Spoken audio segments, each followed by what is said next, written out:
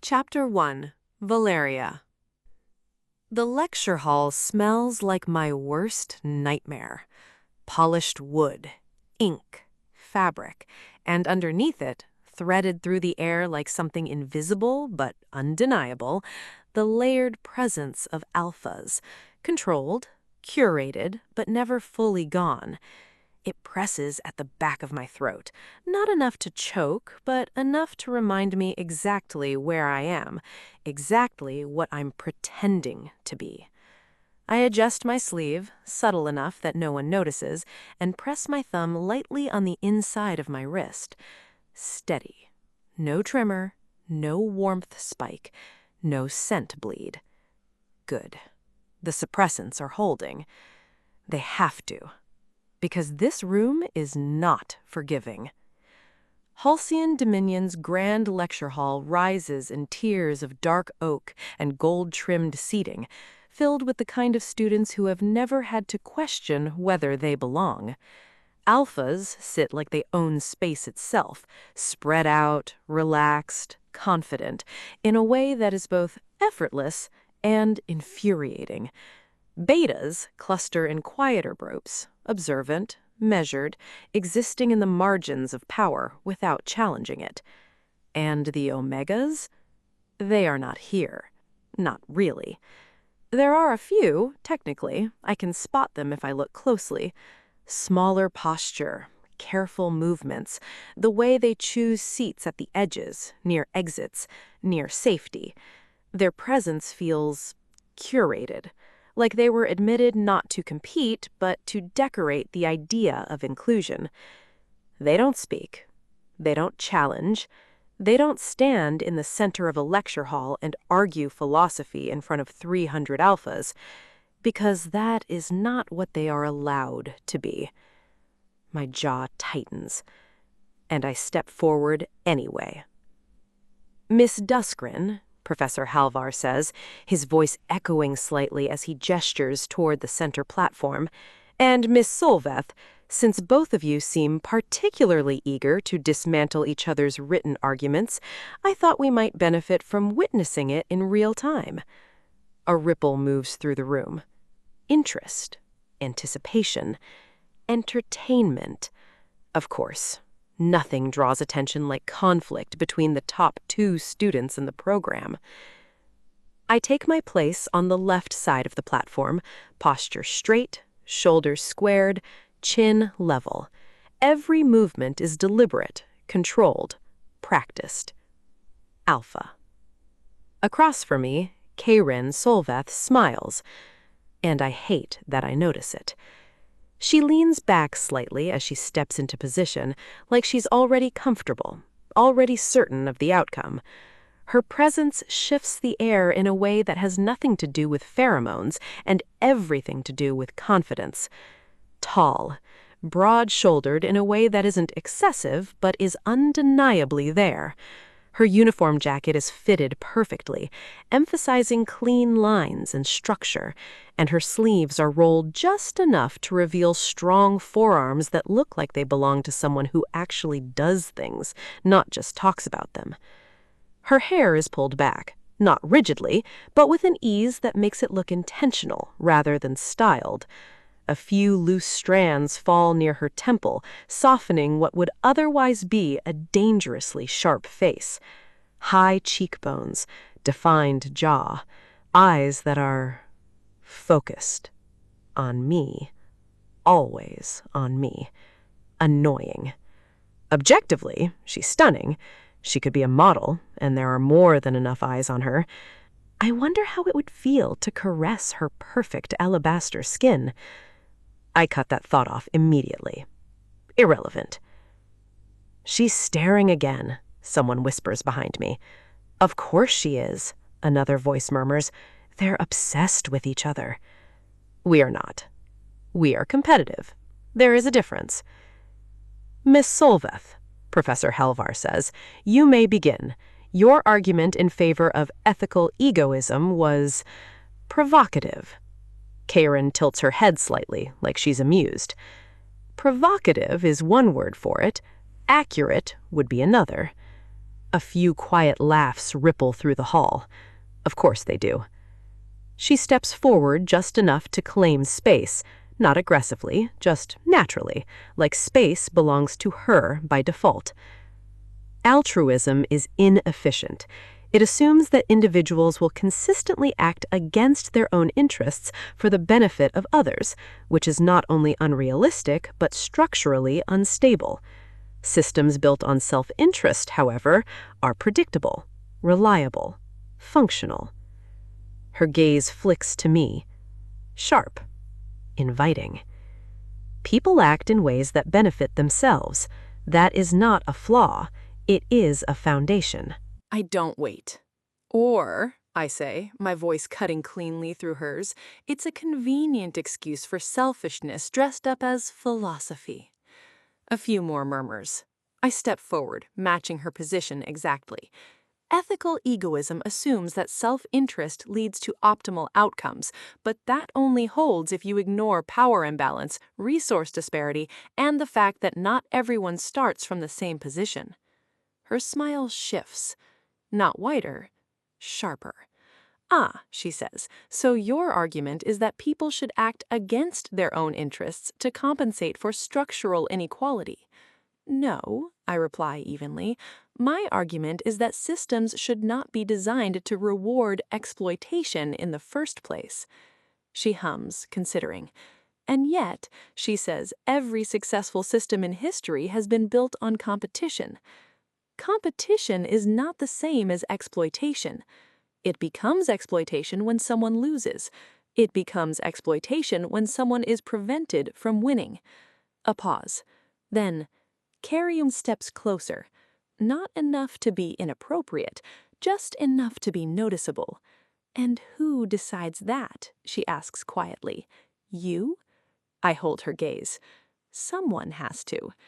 Her eyes flicker. Interest. Real interest. There it is. That's why she keeps doing this. Not to win, to push, to see how far I'll go. Let's keep the tone academic. Of course, Kaeryn says smoothly without looking away from me. Wouldn't want to make this personal. It isn't, I trail off. A sharper ripple this time. Kaeryn's brows lift. Careful, she says, you're starting to sound defensive. I don't need to be defensive, I'm correct. She laughs, actually laughs, and it does something irritating to my focus. Confidence is not the same as correctness, and dismissiveness is not the same as intelligence. Oh, I'm intelligent, she says lightly. You wouldn't be up here otherwise. There it is. The shift. Not just rivalry. Recognition. Annoying. Your argument relies on the assumption that people are inherently self-serving, which says more about your worldview than it does about reality. And your argument relies on the assumption that people are capable of consistent selflessness, which is statistically unsupported. Not selflessness, accountability. To whom? To each other. She tilts her head. And who enforces that? People. That's vague. Silence. Just for a second. Then Professor Halvar clears his throat. Ms. Duskren, Ms. Solveth, while this is engaging, we are drifting into rhetorical sparring rather than structured debate. A few students snicker. Kaeryn leans back slightly, conceding the point without actually conceding anything. Fine, she says. Let's simplify. Her gaze locks onto mine again. People act in their own interest. You can dislike that, you can try to regulate it, but you cannot eliminate it. I step closer, close enough that I can see the exact shade of her eyes. Darker than I thought. Maybe not, I say, but I can refuse to build systems that reward it. Kaeryn's smile fades slightly. Not completely, just enough. Another pause. The room is quiet now, focused, watching, because this is no longer about philosophy. This is about us. You don't feel like other alphas, she says suddenly. The words slip out, quiet, but not quiet enough. The shift is immediate, subtle, but there. My pulse stutters, once. Sharp, dangerous. I don't react. I can't. What exactly, I say calmly, is that supposed to mean? She studies me, too closely, too carefully. Nothing, she says after a beat. Liar. My fingers press slightly into my palm. Steady. Control. Always control. Then I'll make one of my own, I say. You rely on instinct more than analysis. Her brows lift. She exhales a quiet laugh. And you, she says lightly, overcompensate. The word hits, not because of what it implies, but because of how close it gets. Overcompensate for what, I ask. Her gaze holds mine, too long, too sharp. Then, control. The room feels smaller. For a second, just a second. Then I smile. Cold, precise. If you're looking for a weakness, I say, you'll have to try harder. Her expression shifts again. Something like respect, and something else. Something I don't want to name. Professor Halvar steps forward before she can respond. "That's enough," he says firmly. "Both of you." A collective exhale moves through the room. While I appreciate the enthusiasm, this is still a classroom, not a competitive arena. It is both. He knows it. We know it. Everyone here knows it. "Sit," he adds. I step back first. Always controlled. Always composed. Always safe. As I return to my seat, I can feel it again. The weight of the room, the hierarchy, the invisible rules, the omegas at the edges, the alphas at the center, and me standing where I'm not supposed to be, pretending to be something I'm not, protected by a lie, respected because of it. I don't look at them. I don't look at anyone, except her. Kaeryn Solveth is still watching me, not just because she was competitive, something sharper, something questioning, like she's trying to solve something. And for the first time, I realize, she might be the only person in this room dangerous enough to do it. I look away first, because I have to, because control matters, because the suppressants are still holding, because if they ever don't, everything ends. And I will not lose. Professor Halvar clears his throat, not the mild, polite kind meant to guide attention, the deliberate kind, the kind that resets a room. "Now that we've concluded the debate," he says, voice cutting cleanly through the lingering tension, "we will move on to the main event." A shift moves through the lecture hall. Interest sharpens. Students sit up straighter. Conversations die mid-breath. Even the alphas who had been lounging like bored royalties straighten just enough to signal attention. I don't move, but I feel it, the change. "This term," Professor Halvar continues, "your final evaluation will not be based on exams, attendance, or individual submissions." A pause. Measured. Intentional. "It will be based entirely, 100%, on a single project." Silence drops. Then, a low ripple. Unease. Curiosity. Calculation. 100%? Someone mutters behind me. That's insane. Professor Halvar folds his hands behind his back, pacing slowly across the platform like he's orchestrating something far more complex than coursework. This is not just a graded assignment. Exceptional work will be submitted to the Academic Council. Recommendations will be made. Opportunities will follow. A beat. Then, the top-performing team will receive a direct recommendation to the Dominion Fellowship Program. A sharp intake of breath ripples through the hall. That is not small. That is not academic. That is career-defining. The Dominion Fellowship doesn't open doors. It removes walls. Access, influence, power, everything this institution actually values. And, because of course there is more, private sponsors have expressed interest in reviewing standout proposals. Translation, funding. The room is no longer just attentive, it's hungry. I feel it, the shift from learning to competing, from theory to stakes. Good. This is where I operate best. Professor Halavar stops pacing, faces the room. "And now," he says, "you're partners." A flicker of something cold moves through me. No, he wouldn't. "Given the dynamic demonstrated today," he continues, "I have made an executive decision. You will not be selecting your own partners. You will be assigned." A beat. "Miss Duskren, Miss Solveth, you're on the same team." The room reacts instantly. Soft gasps, sharp whispers, a few quiet, delighted laughs. My jaw tightens. "No," I say immediately. Kaeryn speaks at the same time. "Absolutely not."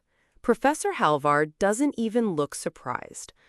"I'm glad we're in agreement," he says dryly. "It confirms my decision." "This is inefficient," I say, stepping forward again before I can stop myself. "Our working styles are incompatible." "She's right," Kaeryn adds, which is deeply irritating. "We'll spend more time arguing than producing anything useful." "On the contrary," Professor Halvar replies, "you've already demonstrated an ability to engage critically." "That was not engagement, that was correction. That was dismantling," Kaeryn adds. "Exactly," he says. We both pause. "That's not a strength in collaboration," I continue. "That's a bias," he counters immediately. "What I'm hearing are not arguments. They are preferences, comfort zones, biases disguised as logic." That lands harder than it should, because he's not entirely right. I hate that. "You're both exceptional individually," he says. "That is not in question. What is in question is whether you are capable of producing something greater than the sum of your individual work." "Miss Duskren," he says, turning to me fully now, "you argued, quite passionately, that systems should not reward self-interest at the expense of collective benefit." I go still. "That was a philosophical position," I say carefully. "And now," he continues, "you're refusing to collaborate because it is inconvenient to your personal working preference." A pause. The room is very quiet now. "You're prioritizing your own efficiency," he adds, "over the potential of a stronger outcome." My mouth opens, closes. That's not... "If your argument holds," he says evenly, "then sacrificing your ego for the greater result should be acceptable." "And Miss Solveth," he continues, turning to Kaeryn, "you argue that individuals act in their own interest." She straightens slightly. "Yes. Then it would be in your best interest," he says, "to work with the only person in this class who can match your level of output." A flicker in her expression. Interest, calculation, annoyance. "You both want the same thing," he finishes. "The top position, the recommendation, the opportunity. Then prove you can achieve it together." "Stand," he says. I don't move. "Miss Duskren." I stand. Of course I do, because refusal here is not defiance, it's self-sabotage. Kaeryn stands too. Of course she does. We face each other again. Closer this time. Too close. "Shake hands," Professor Halvar says. Kaeryn watches me. Not amused, not smug, just waiting.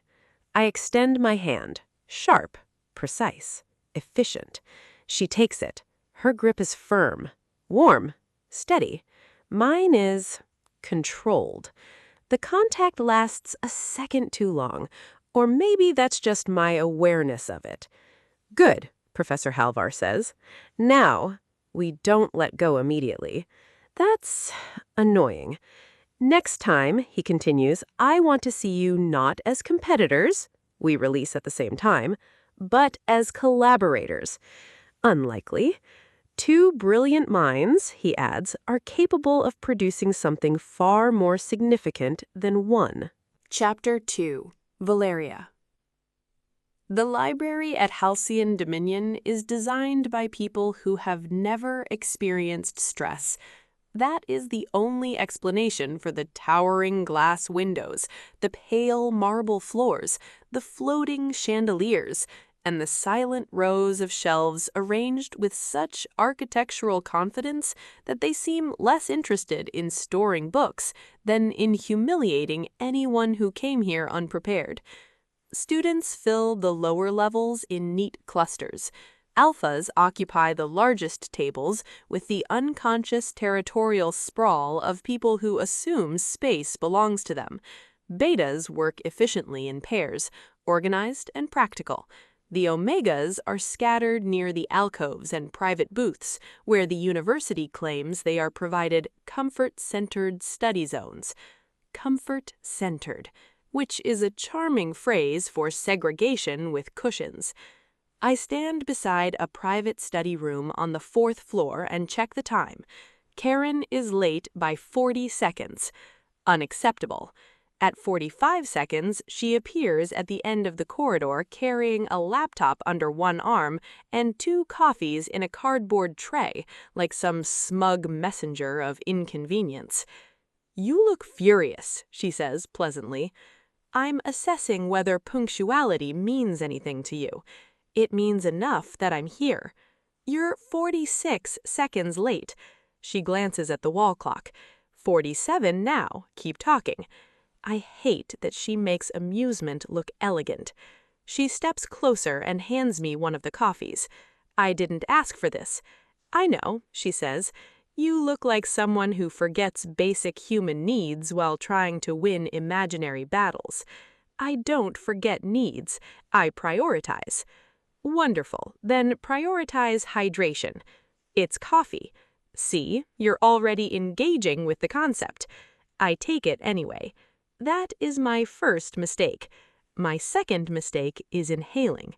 Her scent brushes the air between us before I can stop myself from noticing it. Sweet. Not cloying, not juvenile, something warm and rich beneath sharper alpha notes. Honey darkened over cedar. Sun-warmed skin. A kind of maddening comfort that slips straight past reason and into instinct. My body reacts with immediate treachery. Some primitive, humiliating part of me wants to step forward, bury my face against her shoulder, and let that scent settle around me like a blanket. I would rather die. "You've gone quiet," she says. "I'm conserving patience." "Good strategy. You'll need it." She opens the study room door. I follow her in because, unfortunately, I value my future. The room is small and private, lined with bookshelves and one long table. A screen is mounted on the wall. There are 2 chairs opposite each other, which feels unnecessarily symbolic. Kaeryn drops into one seat like royalty descending onto a throne. I sit opposite her with far more dignity. She opens her laptop immediately. "Excellent," she says. "Here's my proposal." "You have one already?" "I had one before we were assigned." That is deeply irritating. I hear that often. She turns the screen toward me. "We divide the project evenly. You write your half, upload it online, and if there's something wrong, I'll correct it before submission." I stare at her. Then I set my coffee down very carefully. "Excuse me?" She blinks innocently. "What part confused you?" "The astonishing arrogance." "It's not arrogance, it's realism. You don't want to keep seeing me any more than I want to keep seeing you. You're suggesting I submit my work for your approval, like an intern begging for notes. I said correction, not approval. That somehow made it worse." She leans back, folding her arms. "You're emotional already. We've barely begun." "I'm not emotional. I'm offended on behalf of academic standards." "Valeria, if your standards are as fragile as your ego, this will be a difficult semester." I smile at her, coldly. If I wanted psychological commentary from someone underqualified, I'd visit the freshman dormitories. She laughs. Actually laughs. The sound is warm and annoyingly attractive. "Focus." I pull my notebook toward me. My proposal is superior, I say. Of course it is. We analyze designation bias through access pathways, admissions, mentorship, housing placement, internship pipelines. She tilts her head. Predictable. Yeah? Then let's see what you've got. Your turn. She rotates the laptop back. We focus on incentives, how institutions reward hierarchy even when pretending not to. Prestige structures, donor influence, social capital. That is not reform. You point at me, she says. You're there again, weaponizing adjectives. And you keep mistaking pessimism for insight. We glare.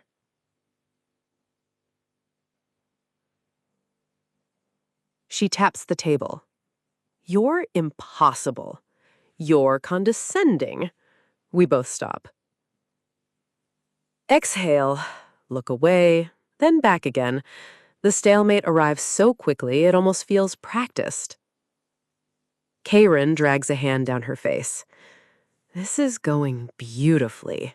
I'm thrilled with our progress. We've accomplished nothing. That's unfair. We've confirmed my original concerns. She studies me for a moment, then unexpectedly smiles. It changes her whole face in a way I deeply resent noticing. Maybe, she says slowly, we're approaching this wrong. I agree. You should abandon your proposal. That isn't what I meant. A pity.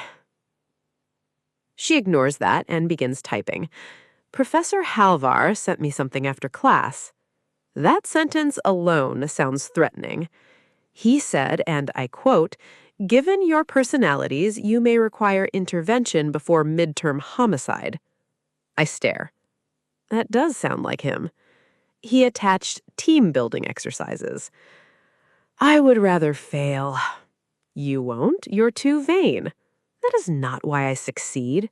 It's at least 20% why. She clicks open a document and turns the screen toward me. Icebreaker questions for high-conflict partners. I close my eyes briefly. This institution is unserious. The first question, Kaeryn says, is share a childhood secret you never told anyone. I scoff. Why would I tell you that? Why wouldn't you?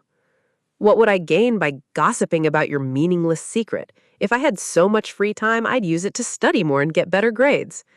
I pause, then add, reluctantly, I guess you're not the gossiping type, just the competitive type. Her brows rise. Oh, that sounds dangerously close to a compliment. I'll treasure it. I hate that I'm smiling. Barely, but still. She gestures grandly. Go on then. Reveal your shame. I cross my arms. In secondary school, I developed an unfortunate attachment to a girl in literature club. Karen's expression sharpens with interest. Continue. I wrote her an anonymous poem. You wrote poetry? Do not interrupt. I'm delighted already. She rejected the poem without knowing it was me. She rejected the concept of me. That's tragic. It was humiliating. Kaeryn rests her chin lightly on her hand.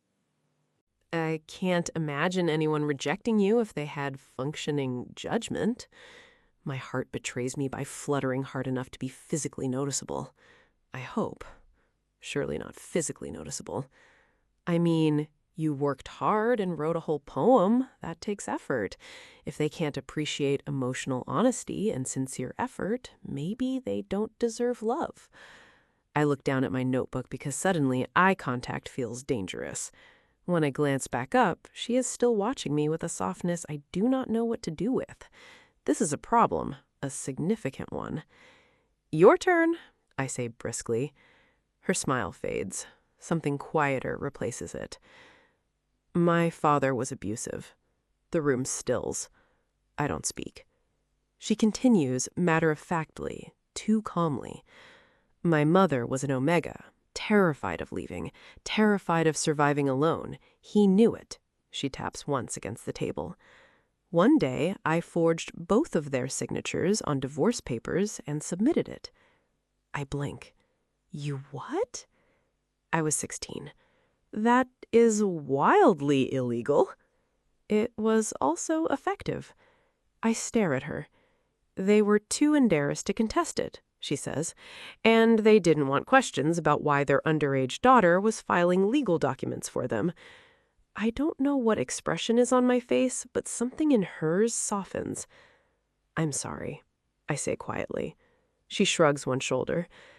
I hated feeling powerless. I was an alpha and still couldn't lead, couldn't fix anything, couldn't protect her.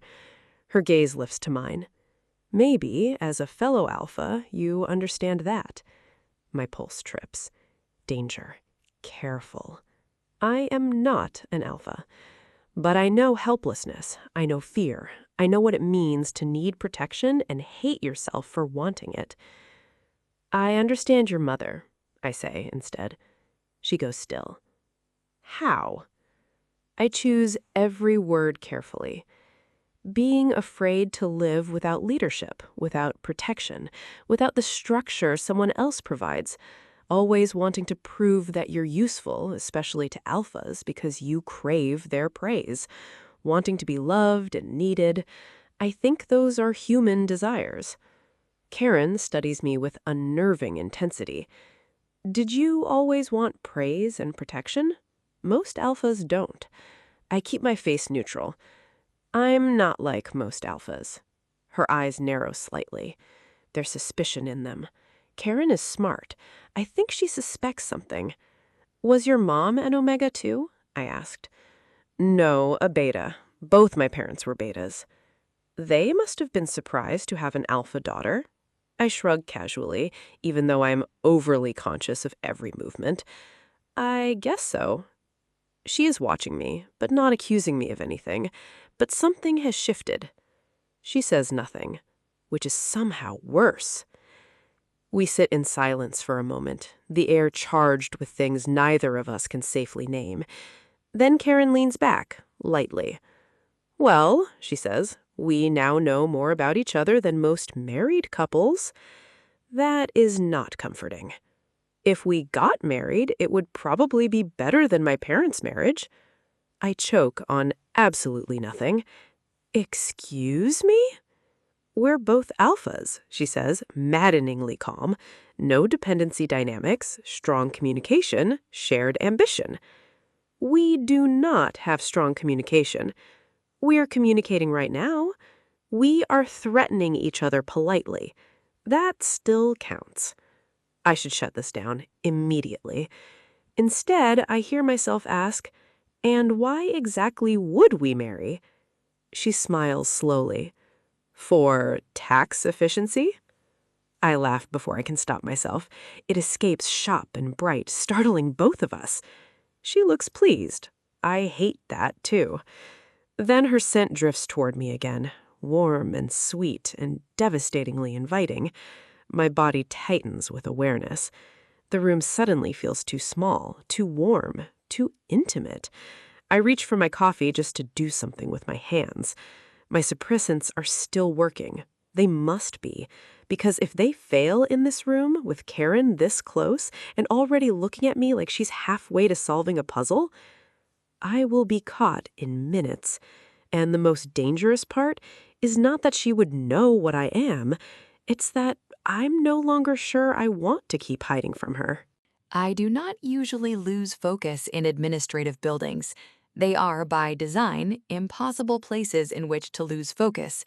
The registrar's office smells like toner and old carpet. The lighting is hostile. The chairs are uncomfortable in a way that feels deliberate.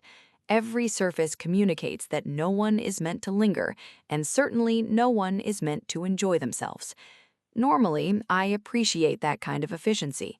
Today, I am distracted by an Omega who has been pretending to be an Alpha. Possibly. Allegedly. Hypothetically. And irritatingly, I cannot stop thinking about it. I stand in line with a request slip in hand while replaying the previous afternoon in obsessive detail. Valeria, across from me in the library, posture rigid and chin high while discussing structural reform like she was personally negotiating with history. Valeria pretending not to care when she revealed something embarrassing. Valeria going very still when I mentioned my mother. And the scent. That is the part that refuses to leave me alone. It had happened in brief moments, when she relaxed, when she was flustered, when she forgot herself for half a second. Something soft had threaded through the air beneath her suppressant profile. Warm, sweet, distinctly Omega. I know what Omegas smell like. I grew up around one. My mother's scent changed with stress, comfort, fear, relief. There are nuances to designation most people ignore because they never need to notice them. I notice things, especially now. Next, the clerk calls. I step forward automatically. Name?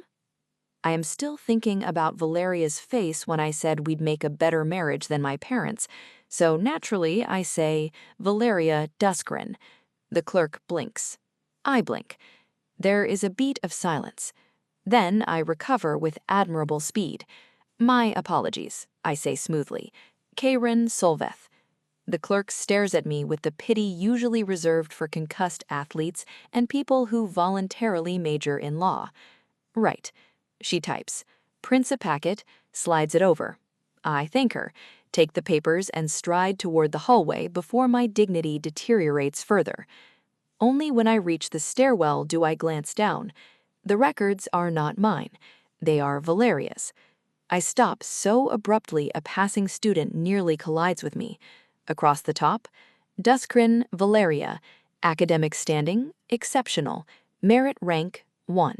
Designation, Omega. I stare.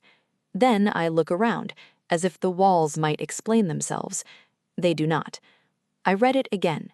Omega. My pulse kicks hard against my ribs. Not because I'm shocked she's intelligent, not because I'm scandalized by deception. Halion practically runs on deception. Because it means I was right. Because my instincts were right. Because every strange moment now rearranges itself into something coherent. She never introduced herself as an alpha. Not once. I search my memory ruthlessly. First-year orientation, someone called her one of the top alpha admits. She didn't confirm it. Seminar discussions, professors referenced alpha leadership perspectives. She let them continue. Class rankings, debates, competition, posture, confidence, dominance. She simply acted like one, and everyone, including me, filled in the rest. My heart is beating much faster than administrative paperwork warrants. I should return these immediately. Instead, I tuck the packet under my arm and head back to the counter. By evening, I am back in the library. This time, I arrive early. That is unlike me. I tell myself it is because I value productivity. This is a lie so transparent it insults us both. Valeria enters exactly on time, carrying 2 books and enough composure to qualify as architecture. She stops when she sees me already seated. You're early. You're welcome. That sentence doesn't make sense. It does if you appreciate dedication. I don't appreciate surprises. That's tragic. You have such a surprisable face. She narrows her eyes and sits opposite me. I do not have a surprisable face. You absolutely do. It's all severe lines until something catches you off guard, and then suddenly you look adorable and furious. Color rises in her cheeks. Interesting. I am not blushing, she says immediately. I didn't say you were. You implied it. I observed it. I'm just mad. I smile. There's nothing wrong with an omega being attracted to an alpha. The words leave my mouth before I decide whether this is strategy, impulse, or suicide. Valeria freezes. Every inch of her goes still. Then, very carefully, she says, "You knew?" Her voice is lower than usual, tighter. Since when? I suspected, and my suspicions were confirmed. I do not mention the registrar. I enjoy being alive. Her expression cycles through horror, calculation, and murder. How? You never explicitly said you were an alpha. You let people assume it. And yesterday, your scent slipped. She closes her eyes briefly. That reaction alone confirms more than any paperwork. When she looks at me again, the embarrassment is there, but so is steel. She straightens in her chair. I will not be treated differently because of a designation. I am still the girl who beat you last semester. I lean back. Congratulations on your priorities. She's serious. So am I. I meet her gaze. I don't care what you are, Valeria.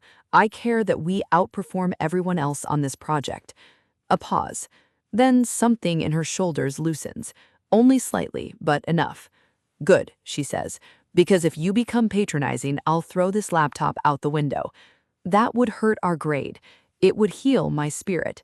I laugh. She pretends not to notice. Working together turns out to be alarmingly effective. Her structural framework fills the blind spots in my incentive model. My analysis sharpens the parts of her proposal that risk sounding idealistic. We argue, but now the arguments bend toward construction rather than demolition. I hate how much I enjoy it. At one point, we both reach for the same page. Our hands brush, just fingertips, a tiny contact. Valeria jerks back so sharply she nearly elbowed a stack of books. Relax, I say. I'm not contagious. That remains unproven. A few minutes later, our knees touch under the table. Neither of us moves immediately. The awareness lands harder than it should. I look up. She is staring at her notes like they personally betrayed her. Then I notice the air. Her pheromones are stronger now. Not enough to flood the room, but enough that my pulse responds. Enough that instinct sharpens every line of her newly distracting. Her scent is warmer tonight, richer, softer around the edges. It does something unwelcome and immediate to my body. I want her closer. That realization arrives with humiliating speed. Are you okay? I ask. She nods too quickly. You're emitting a lot of pheromones. Her throat works as she swallows. I'm fine. You're glowing. I am not glowing. You're overheating in real time. I am warm because this room is poorly ventilated. It's freezing in here. She blinks at me, then blinks slower.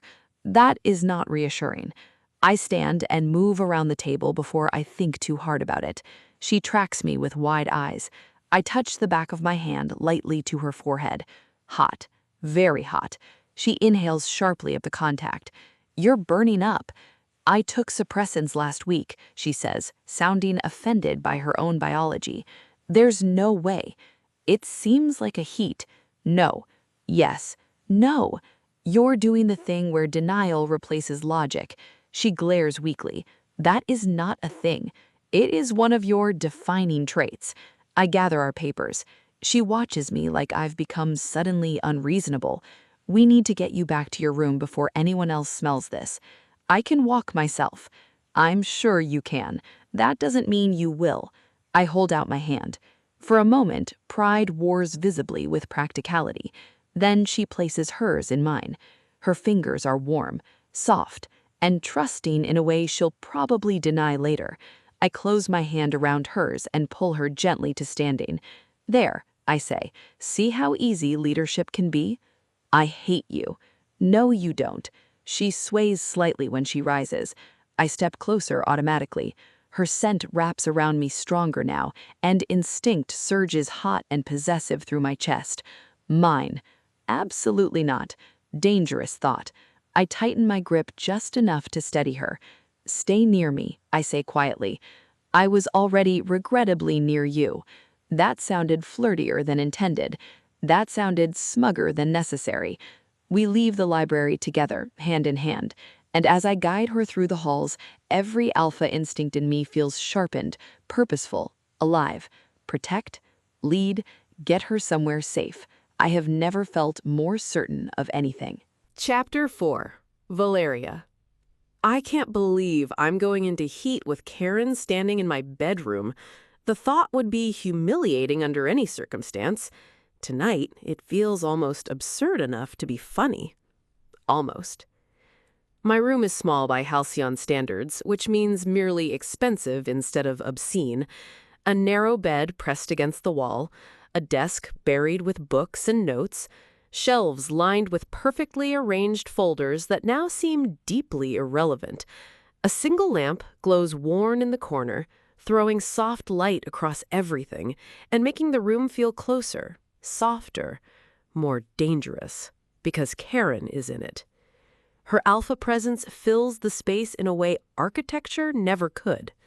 She stands near the door at first, broad shoulders tense, eyes tracking me with sharp concern. Even stillness looks powerful on her. The lines of her body feel steady, grounded, immovable. And while my own body seems to be melting from the inside out, too warm, too sensitive, too needy, she looks like something solid enough to lean against, which is exactly what I want. To lean, to press into her, to let myself be held by someone stronger while everything in me comes apart. This is a deeply embarrassing realization. "You look pale," Kaeryn says. "I'm on fire." That's the opposite of pale. "You're being unhelpful." "I'm trying to keep you conscious." She crosses the room and presses a glass of water in my hands. Her fingers brush mine, and the tiny contact sends a pulse of awareness through my entire body so sharp I nearly drop the glass. Ridiculous. I drink because if I don't occupy my mouth with something, I might say something catastrophic. Kaeryn crouches slightly to meet my eye level. "How can I help?" There is no smugness in her voice, no teasing edge, just direct concern. I am too weak to be prideful. I swallow. "Wait for a bit." Her brows draw together. "That's your plan?" "It was not scheduled." She exhales through her nose, fighting a smile. "You're impossible, even delirious." "I'm not delirious." "You tried to glare at your lamp 10 seconds ago. It looked judgmental." She laughs softly. I hate how much I like her sound. Another wave of heat rolls through me, deeper this time, curling low in my body and making my knees feel unreliable. Instinct rises with it, old and primal and impossible to reason with. Nest. The need arrives so suddenly that resisting it feels foolish. I set the glass down and begin moving around the room, gathering pillows from the bed, pulling folded blankets from the chair, dragging cushions from the window seat. Kaeryn watches in silence for a moment. Then she says, very carefully, "Should I ask?" "No." "Good. I wasn't going to." I build quickly, shaping a space on the bed and floor where fabric surrounds softness and warmth. Pillows at the back, blankets tucked around the sides, layers arranged until something in my frantic body quiets by a fraction. When I turn back towards her, she is still standing there, still watching, and her pupils are blown wide. I freeze. That means something. Alpha response. My pheromones are affecting her. The realization should alarm me. Instead, a strange calm slides through the heat because if everything else is stripped away, ego, rivalry, pretense, control, the truth remains embarrassingly simple. I am attracted to Kaeryn, to her mind, to her confidence, to the way she looks at me like I am something worth understanding, to the way she is looking at me now. I sit in the nest carefully and pull a blanket over my legs. Then I look up. "Come closer." She doesn't hesitate. That alone tells me she is not thinking clearly either.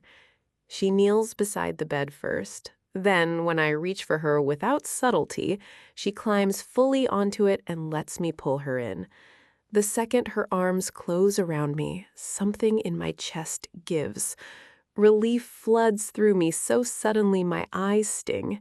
She is warm and firm and real. I press my face against her shoulder and breathe her in. Cedar and skin and that steady alpha certainty that makes my whole body want to soften. Kaeryn shifts, adjusting us both until I'm half across her lap. Then her hand moves into my hair. Slow strokes. Gentle. Repetitive. My body melts. My mother liked this, she murmurs near my temple, when she was in heat. The intimacy of that confession lands softly between us. I do too, I whisper before I can censor it. Her hand pauses only briefly before continuing. I love it. I love being touched without demand, being cared for, being cherished in this quiet, instinctive way, feeling weak and being allowed to be weak, depending on someone strong enough to hold me together. My eyes drift closed. The heat still burns under my skin, but it is different now, less frantic, less lonely. When I open them again, I'm inches from Kaeryn's face. All I can see are her lips. Soft-looking, slightly parted, distractingly close. The thought escapes before I can stop it. Can I kiss them? For a heartbeat, she just stares at me. Then she smiles, slow and devastating. I was thinking the same thing. And then she leans in. The first touch of her mouth against mine is gentle enough to undo me. No challenge, no argument, no sharp edges, just warmth. I make a sound I will deny later and clutch at her shirt as she kisses me again, deeper this time, slow enough to feel and feel and feel. Her lips are soft. Her hand cups the back of my head. Mine slide to her shoulders, anchoring myself to something solid while the rest of me drifts. The kiss feeds something deeper than desire. It answers the ache for closeness that heat had sharpened into pain. Human contact, tenderness, being wanted and soothed at once.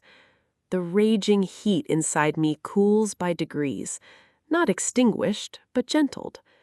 I kiss her harder. She responds instantly. When we finally part, we are both breathing like we've run somewhere reckless. I stare at her for one stunned second. Then instinct surges again. I push her backward onto the bed. Kaeryn lands with a startled laugh, hair falling loose, eyes dark and bright. I climb over her before dignity can intervene.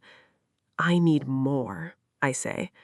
Her hands settle at my waist, steady and sure. I'll give you whatever you need. Chapter 5. Kaeryn. I had sex with Valeria while she was in heat. That thought loops around my head endlessly as I wake up in Valeria's bed, my limbs tangled with hers. It is not a bad thought. It is not a regrettable thought. It is, however, a deeply distracting thought. Morning light spills through the narrow gap in her curtains, soft and pale, turning the room gold at the edges. Her desk is still crowded with papers and books. One pillow lies abandoned on the floor. A blanket is half hanging off the bed in the aftermath of last night's chaos. And somewhere beneath my shoulder, there is probably a notebook I'm too comfortable to investigate. Valeria is draped across me like she was designed to be there. One leg tangled with mine, one arm hooked over my waist, her face pressed against my chest, hair everywhere, breathing slow and even in a way I find absurdly satisfying. She is warm, relaxed, and, for once, not glaring at me. I look down at her for a long moment. Last night, she had been flushed and trembling and trying to command her own biology through sheer stubbornness. This morning, she looks peaceful, soft around the edges, all sharpness temporarily dissolved into sleep. It suits her alarmingly well. Carefully, I lift a hand and brush my fingers across her forehead. Cool. No fever heat, no restless warmth, no frantic scent flooding the room. The heat has broken. Relief settles in me before I can pretend otherwise. She lives, I murmur. Valeria makes a small sound against my shirt and tightens her hold on me. Then, voice thick with sleep, she mumbles, 5 more minutes. I nearly laugh. This woman debated economic theory like she wanted to draw blood 2 days ago. Now she is bargaining with consciousness. You're already unconscious. Then stop interrupting it. She snuggles closer. Actually, snuggles. The word is humiliating, but accurate. I love it immediately. I love that she's clingy like this, thoughtless in sleep, reaching for me without pride getting in the way. I love that she seems to need me in this small, uncomplicated morning way. That realization should concern me. Instead, I pat her head gently. You did well, fighting through your heat. She snorts against me. It is a deeply inelegant sound. I did not fight through my heat. I made love through it. I choke on a laugh. And now, she continues, sleepily, I feel great. That explains why you're smiling at me instead of screaming at me. I can scream if it would help you feel normal. It would, actually. She finally looks up. Her hair is a complete disaster. There's a faint mark near her throat that I absolutely refuse to feel smug about. Her eyes are still heavy with sleep, but bright underneath it. And she is smiling. At me. No sarcasm, no strategic cruelty, just warmth. This may be the most dangerous development yet. You stayed, she says quietly. The teasing leaves the room as soon as the words do. Of course I stayed. You could have left after, she gestures vaguely, blushing only after the gesture is complete. I could have, I agree, but I'm not an idiot. She studies me for a moment, softer than I have ever seen her. Thank you, she says, for staying by my side. I'll never forget this. Something in my chest shifts hard enough to be inconvenient. Then her eyes narrow slightly. But that doesn't mean you'll let me win against me academically. There she is. I smile slowly. I was worried the real you had disappeared. The real you was here all along. The real you drooled on my shoulder 20 seconds ago. That is slander. It is moisture-based fact. She gasps in outrage and tries to shove me, but she is half asleep and mostly just ends up pressing herself closer. I take advantage of the opening immediately. I wrap both arms around her, roll us backwards, and pull her fully on top of me as I fall deeper into the bed. She lets out a startled noise that turns into laughter. The sound fills the room. Warm, bright, home. That thought catches me off guard. Home. Not my family's house with its careful tensions, not dormitories or lecture halls and the endless performance of competence. This, a tangled bed, morning light, Valeria in my arms pretending to be annoyed while secretly settling more comfortably against me.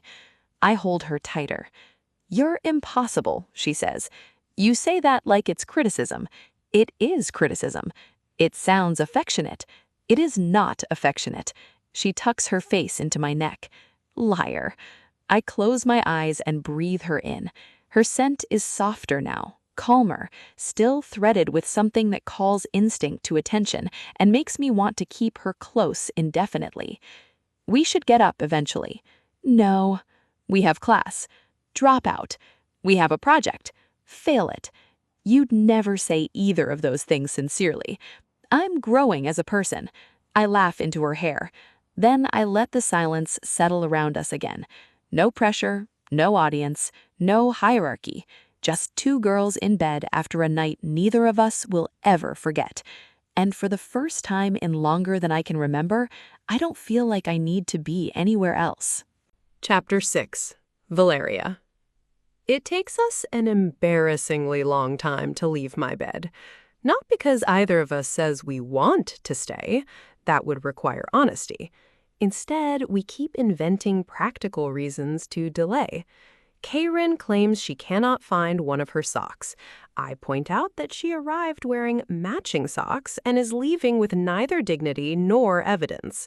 She retaliates by informing me that my hair looks romantically unstable. I tell her she looks smug enough to be fined. Then she kisses me in the middle of my rebuttal. After that, punctuality never really had a chance. By the time we finally step outside, the morning has drifted toward noon and my stomach is making itself known with a level of aggression I respect. I need food immediately, I announce as we cross the quad. You sound dramatic. I'm weak from starvation. I engaged in strenuous overnight activity. My body requires support. Kaeryn nearly walks into a sculpture. She laughs low and warm and slips her hand into mine like it belongs there. It feels suspiciously natural. Students pass us in clusters, half awake and carrying coffee, half wrapped in their own lives to care that Hallian's top academic rivals are walking hand in hand like a scandalized donor's nightmare. Look at you, skipping class. I'm not skipping class, I'm reallocating my time. You're a bad influence. I'm a visionary. You convinced me to miss econometrics. You chose desire over spreadsheets. That may be the most offensive thing you've ever said. I smile despite myself. She squeezes my hand. I am beginning to notice that Kaeryn touches often, briefly, casually, constantly. My wrist, my shoulder, the small of my back when guiding me through a doorway. Every touch feels like a private sentence. We reach the campus diner, which is less a diner and more Hallian's attempt to make wealth look humble. Chrome counters, leather booths, curated nostalgia, and menu prices that imply eggs were once endangered. Still, it smells heavenly. Butter, coffee, syrup, salt. I could cry. Kaeryn guides me into a booth by the window. There she goes again, guiding. The thought sends a strange warmth through me that has nothing to do with breakfast. A server appears. I'll take pancakes, eggs, potatoes, toast, fruit, and whatever pastry looks most emotionally supportive. The server blinks once. Right.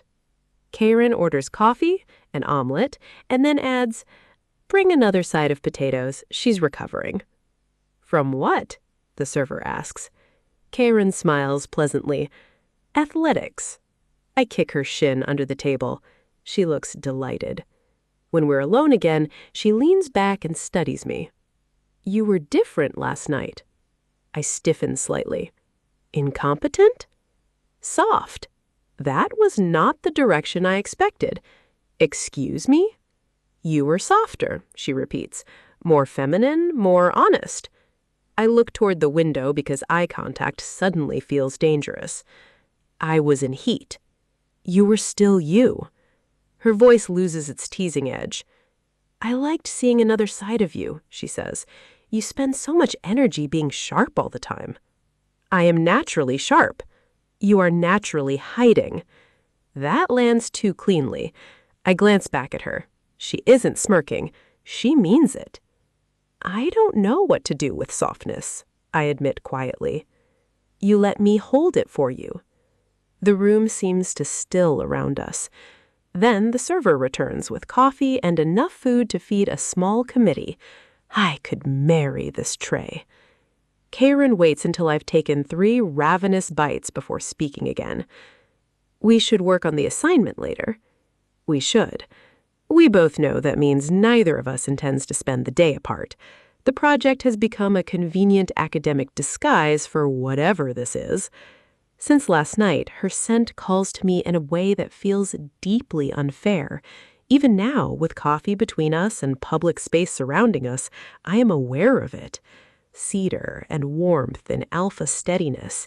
And, if I'm honest, she seems calmer around me too.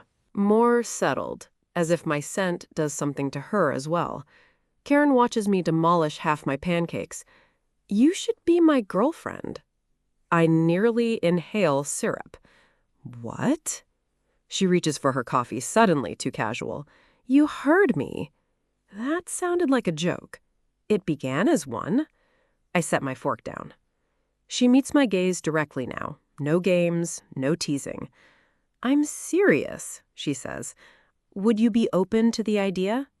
Her directness startles me, but I appreciate it more than I want to admit. Kaeryn does not circle things endlessly. She walks at them. I wipe my mouth carefully to buy time. I would be open, I say at last, but if we do this, our personal relationship remains separate from the project. She blinks. That was incredibly administrative. So you agree? I agree, she says. Professional excellence, personal chaos. Acceptable. Then she leans forward. Do you feel it too? I narrow my eyes. Define it. She gestures vaguely between us. This. I glance down at where our knees are touching under the table, then back up. You mean the insane chemistry that's buzzing like a live wire between us? Her mouth curves. Yes. I take a sip of coffee. I am still high on heat hormones. The disappointment on her face is immediate and strangely endearing. Oh. I almost laugh.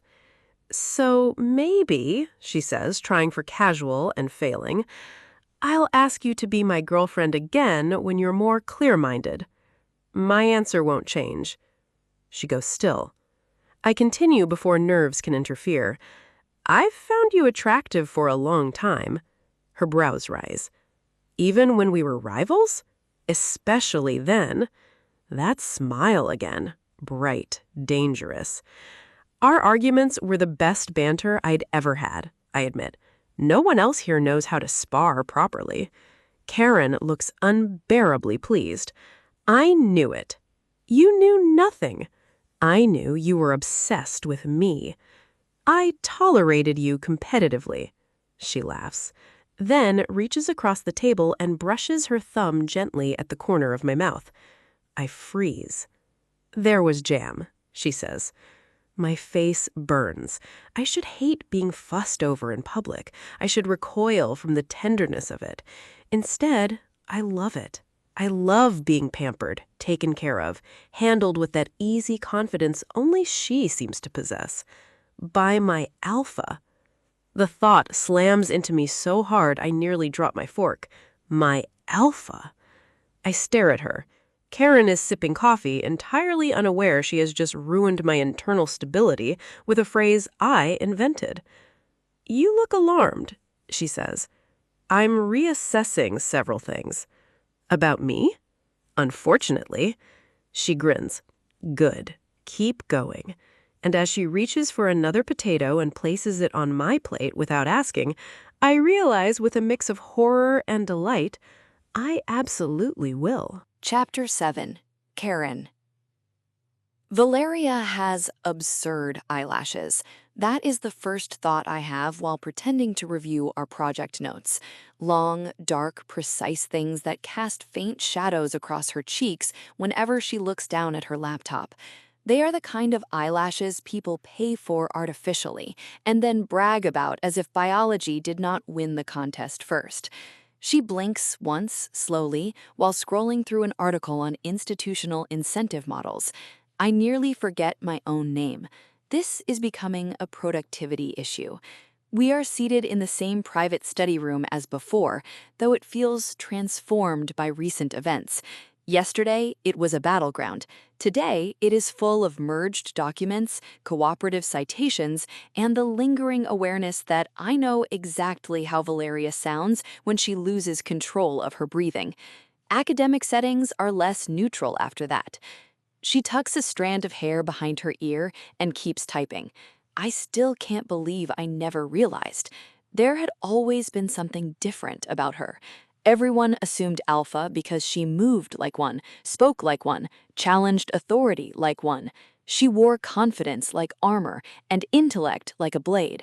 But beneath it, there was softness, not weakness, never that. Something quieter.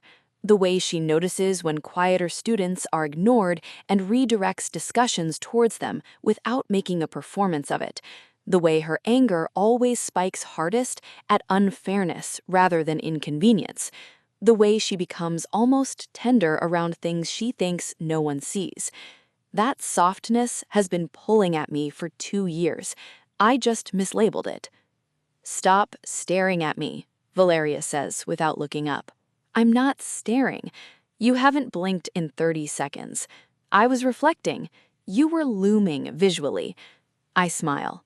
You're impossible to romance. You're not romancing me. You're supposed to be editing section 4. I can multitask. You can distract. That too. She finally looks up. There is still some guardedness in her expression, but less than before. The walls are lower now, not gone. I suspect they never fully will be. But there are doors where there used to be stone. It feels like progress. We did what neither of us thought possible and combined our perspectives. Her structural reform model became stronger when paired with my analysis of prestige incentives and donor influence. My harsher conclusions became more useful once softened by her practical pathways for change. We have argued for 3 hours and somehow produced something excellent. I know we'll get a great grade, possibly the best. I should care more about that. Instead, I care that the lamplight makes her eyes look softer, and she keeps stealing fries from the takeout box at my elbow while pretending she's not hungry. She finishes a paragraph, exhales, and closes the laptop. There, if you ruin the formatting, I'll report you. I'm touched by your trust. It's contempt. Close enough. I shut my laptop too. Then I decide not to overthink the next sentence. I want to take you somewhere. She pauses. It is after 9. The library has thinned to desperate students and people making regrettable choices. Valeria's gaze narrows. Where? A nice place. That sounds vague enough to be criminal. It's perfect for our first date. Color rises in her cheeks instantly. I enjoy this more than I should. This is a date? It is if I'm paying. You're not paying for outside. Then I'll pay emotionally. That sounds exhausting. You'll survive. She pretends to think about it, then packs her bag. I'll come, she says, but if you murder me, I'll be furious. Reasonable. The walk across campus is cool and quiet. Most of the academic buildings glow in warm rectangles against the dark. The lawns are silvered by moonlight. Somewhere in the distance, music drifts from a residence hall where people with weaker priorities are socializing. I carry the blanket. Valeria carries suspicion. You still haven't told me where we're going. If I tell you, it stops being a surprise. If you tell me I can assess risk, you're with me. That increases risk. Unkind. Accurate. We cross the northern path toward a domed building set apart from the main campus. She slows. The observatory? University-owned, I say proudly. You sound like you personally acquired it. I emotionally did. I've never been here. That startles me. You've attended Halcyon for 2 years. I've been busy succeeding. Tragic priorities. She nudges my shoulder as we climb the steps. I'd treasure it privately. Inside, the observatory is dim and hushed. The central chamber opens beneath a high, rotating dome, slit to the sky. A telescope stands like some elegant machine built to humble humanity. Valeria looks around slowly. For once, she has no immediate cutting remark. I'm almost worried. Then she says, "This is extremely seductive architecture." There she is. I knew you'd appreciate it. I appreciate free access to expensive equipment. I guide her to the telescope and adjust it. Look. She leans in carefully, one hand on the side rail. The moment she sees the sky magnified, she goes still.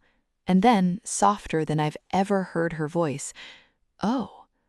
I watch her instead of the stars. Her face opens with wonder so pure it physically hurts me. What is it? Jupiter and some of its moons. That tiny bright thing has moons? Many things do. That was smug. That was educational. She steps aside reluctantly and I adjust the scope again. Try this. She looks. What am I seeing now? Cassiopeia. I point upward toward the visible pattern through the dome. The queen in the sky. Valeria glances at me. You know mythology. I contain multitudes. She was vain, wasn't she? Extremely. She sounds like you. Cruel, but not baseless. I smile and continue. She boasted her daughter Andromeda was more beautiful than the sea nymphs. The gods punished her for it. Valeria arches a brow. So the lesson is never insult insecure amortas? The lesson is beauty causes administrative problems. That sounds consistent with your worldview. She was placed among the stars forever. Valeria looks back up. Poor woman. You sympathize with vanity? I sympathize with women punished for existing visibly. That lands quietly between us. I do not joke after that. Later, we spread the blanket on the rooftop terrace outside the dome, where students are allowed to sit after hours if accompanied by someone with approved access. I do not mention that I acquired approved access through charm and selective paperwork.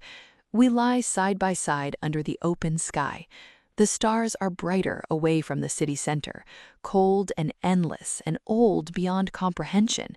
The world below seems smaller from here. The campus, with all its politics and pressures, shrinks into lit windows and tiny pathways. For a little while, it feels like none of it can touch us. Valeria's hand finds mine slowly. No flourish, no comment, just fingers threading with mine. I know what it costs her to do something unguarded, so I squeeze once and say nothing. She exhales beside me. Thank you. I turn my head. For what? For bringing me here. Her voice is quiet. I needed to unwind after today. Anytime, I say. The words come out casual. Inside, I am absurdly proud of myself. I brought the terrifyingly competent girl I'm half in love with to a rooftop under the stars, and she is holding my hand like it means something. The universe may never top this. She shifts closer until our shoulders touch. Do you bring many girls to observatories? You're my first. That was either sweet or a lie. It was sweet. That's suspicious. I laugh softly. Then we fall into silence again, watching constellations wheel slowly overhead. Her hand remains in mine, and beneath a sky full of ancient stories, I start wanting one of our own. Chapter 8. Valeria. 7 weeks later. It's the last day of the semester, and I feel breathless. I just finished giving Kaeryn and my joint presentation. The applause does not stop immediately. It rolls through the lecture hall in waves, louder than I expected, longer than I can comfortably process, echoing off polished wood and high ceilings like something unreal. For a moment, I just stand there beside Kaeryn, my pulse still slightly elevated from the presentation, my mind catching up to the fact that we did it. Not just well, perfectly. We hadn't stumbled, hadn't contradicted each other, hadn't even needed to glance for reassurance. Every transition was seamless, every argument built naturally into the next. Where I laid foundation, she sharpened it. Where she pushed, I grounded it. We hadn't competed, we had aligned. And it was better. Dangerously better. Professor Halver steps forward, clapping once more before raising a hand for quiet. That, he says, voice carrying easily, was exceptional. The room settles. I feel Kaeryn shift slightly beside me, not away, but closer, a quiet, grounding presence. Not just in content, he continues, but in execution, cohesion, clarity of vision. You did not simply present an argument, you built a framework that is actually usable. Something in my chest tightens. That matters. He looks between us. I expect the university to take note of this. Submissions like this are precisely what the academic council has been asking for. My heart kicks, faster. Recognition, opportunity, grants, research. A future that isn't theoretical, but tangible. I can already see it unfolding, the work expanding, the ideas developing, the possibility of actually influencing something beyond a classroom. I want that, more than anything. You have demonstrated, he continues, that when intellect is paired with discipline, the results can be exceptional. A pause. Then, I expected no less from 2 alphas. The words land. Sharp. Automatic. Wrong. Kaeryn shifts beside me. It's subtle, but I feel it. A slight tension in her posture, like she's about to speak. She doesn't, but I know. I know what she's thinking because I've been thinking it. This morning, in bed. Her voice quiet but certain. You shouldn't have to hide to be respected. The memory settles into me now, steady and undeniable. I look at Professor Halvar, then at the room, at the students who watched us present, at the space I carved out for myself by pretending to be something else, and for the first time, I don't want it. I'm not an alpha, I say. The words come out clear. No hesitation, no apology. The room stills. Professor Halvar raises his brow slightly. I'm an Omega, I continue. Silence deepens. Kaeryn exhales softly beside me. Not surprised. Steady. There. I've been presenting myself differently because I believed that was the only way to be taken seriously. A pause. Then Kaeryn speaks, calm and direct. I've known for a while. There are murmurs now, soft, curious, not hostile, not dismissive, just interested. Professor Halvar watches me for a moment longer, then nods once. I'm aware, he says. I blink. What? All instructors have access to student records, he continues.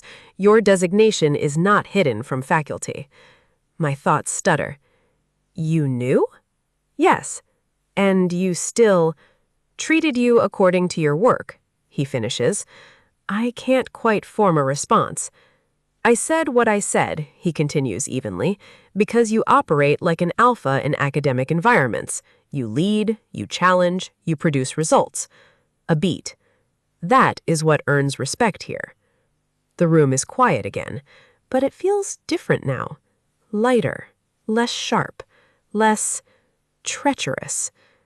You were not being respected because of a lie. You were being respected because you are capable. Something in my chest breaks open. Not painfully, relief. It floods through me too quickly, too unexpectedly, and before I can stop it, my vision blurs.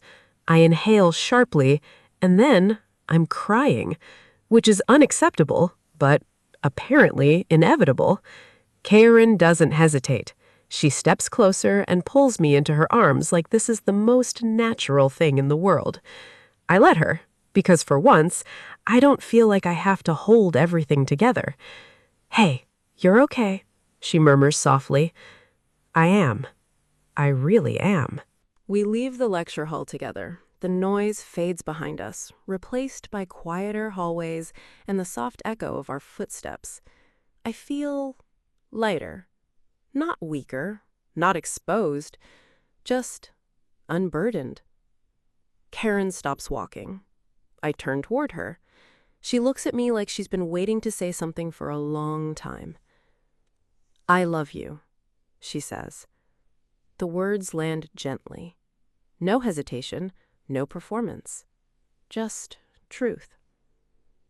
I've never had this before.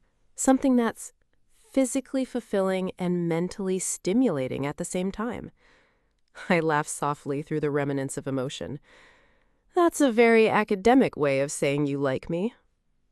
I do like you, she says, but it's more than that. She steps closer. If we work together, we can actually do something meaningful, not just here, beyond this. I look at her. Really look. At the girl who challenged me, argued with me, saw through me, and stayed anyway.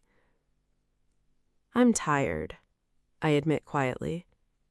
Her expression softens. Of pretending, I add, of holding everything back, of trying to be something I thought people would respect more. She says nothing, just listens. I acted tough, sharp, controlled, because I thought that was the only way to be seen as strong. A breath.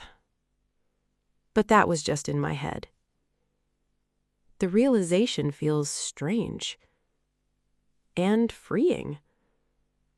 I feel safer now.